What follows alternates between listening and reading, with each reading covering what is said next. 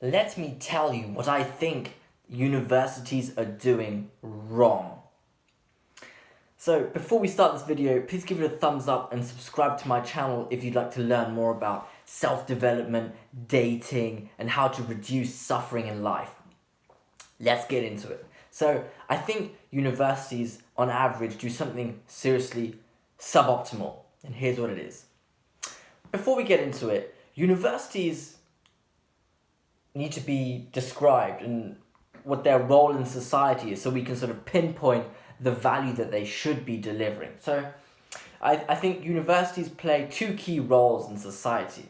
Firstly, they deliver the research output of our society, and secondly, simultaneously, they also educate humans, individuals at high level of education. So it's research and education. Now, I would like to hone in on the education section, which I think is relatively flawed. So more and more people are going to university nowadays. I believe it's sort of, in some places in the world, it's sort of considered essentially normal to have a bachelor's degree. It's sort of seen as for granted, yeah. And a disclaimer before we continue is I studied in the Netherlands at Rotterdam School of Management at Erasmus University, and I did my bachelor's and master's degree there, so I am biased, and I do think my opinion probably isn't representative of all universities globally, obviously. So that needed to be said. So I think there is a key flaw in the university system. Whilst universities sort of aim to deliver values in two domains, research and education, they only really attend themselves to the quality of the research and not as much the education, which I think, honestly, I'm not quite sure, but I think it might be even more important than the research because you have compound effects. The individual is awfully complex and divine. If you teach it valuable lessons, it has potentially unlimited potential because it is almost infinitely complex, seemingly. So the quality of the education, I think, is severely suboptimal. It's supposed to teach people, educate them, and it's supposed to be designed like that. However, it doesn't deliver it in a quality way, I think. And this is why. The professors who educate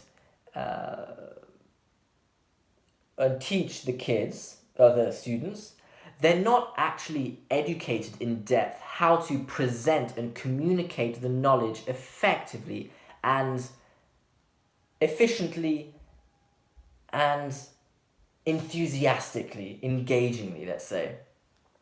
They are honestly very often bloody boring. We're currently in this corona crisis, so everybody's at home, also students, so I have university lectures online, and I honestly fell asleep today during one of my lectures. It was in the afternoon between 1 and 3 o'clock. I was slightly tired, of course. I was just sort of lounging on my bed, and I fell asleep for about 10 minutes because it was so utterly boring. Now, one has to say, online classes aren't naturally engaging as much as an in-person class, so that needs to be said, but it's still bloody boring. Now, don't get me wrong, I have experienced many, or no, I actually haven't experienced many, but I have experienced a few professors, lecturers who were engaging public speakers, but the vast majority of teachers, professors were not engaging and enthusiastic and fun. They were bloody boring. Also, not bad communicators, but not at a level that they should. They don't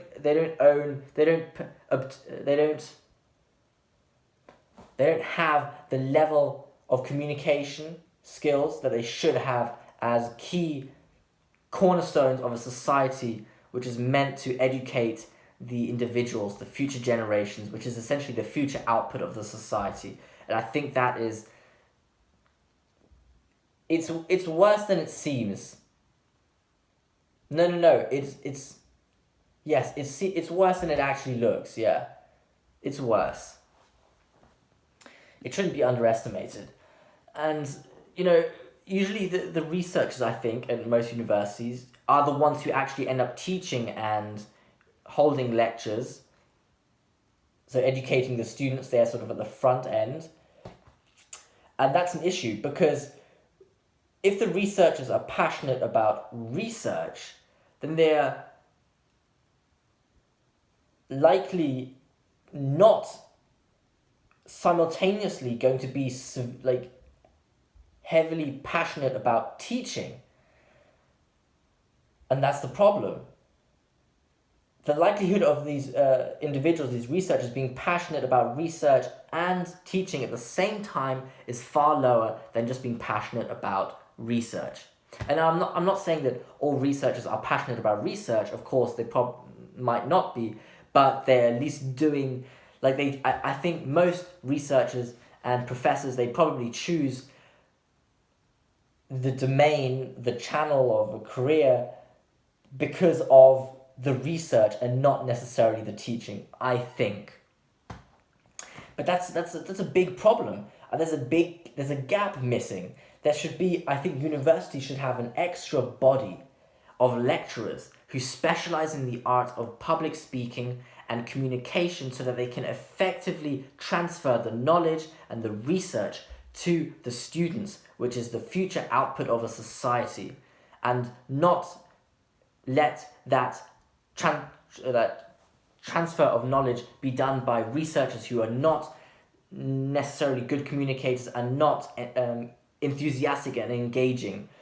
I mean, the amount of lectures I have had at university which have been close to useless because I was just unable to focus because it was so boring, and of course extreme ownership. I should have focused. It is up to me to pay attention. However, it is difficult to do that if the person is boring, and you can tell if somebody's enthusiastic about a topic by, their body language, their tone of voice. But if you just don't have it, then it's so hard to listen to, especially for 3 hours. During my master's degree now, almost all of my lectures were always 3 hours long.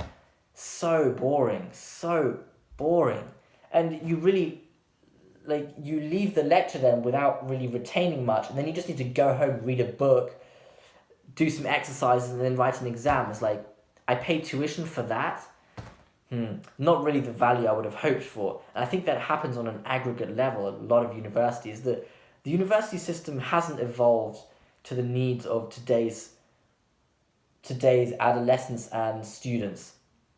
I think it is severely lagging, and that'll creep up on universities, I think, eventually, when something else will deliver the right value, and then universities might be shoved out of the picture potentially.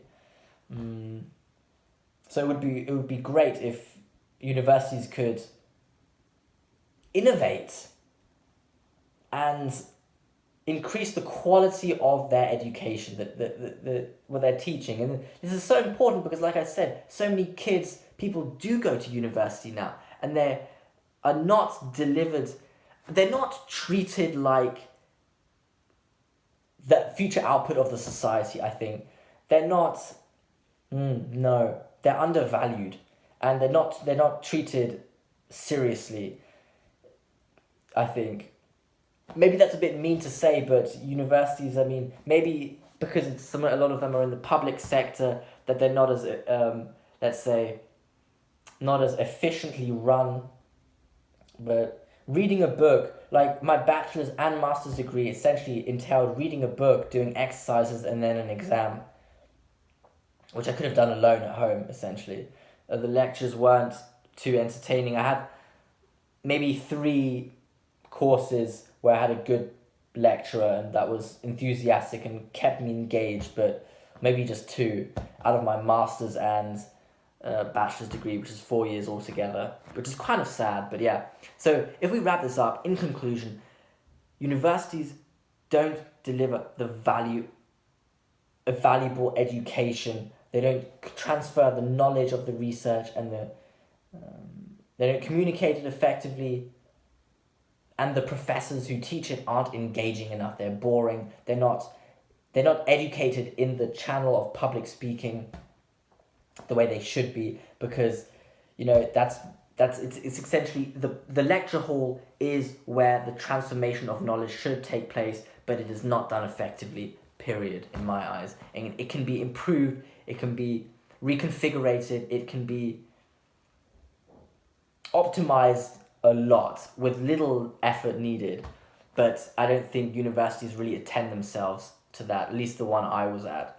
So please give this video a thumbs up if you liked it, and subscribe to my channel if you'd like to learn more also about education, self-development, dating, etc., and how to reduce suffering in life. So thank you for listening.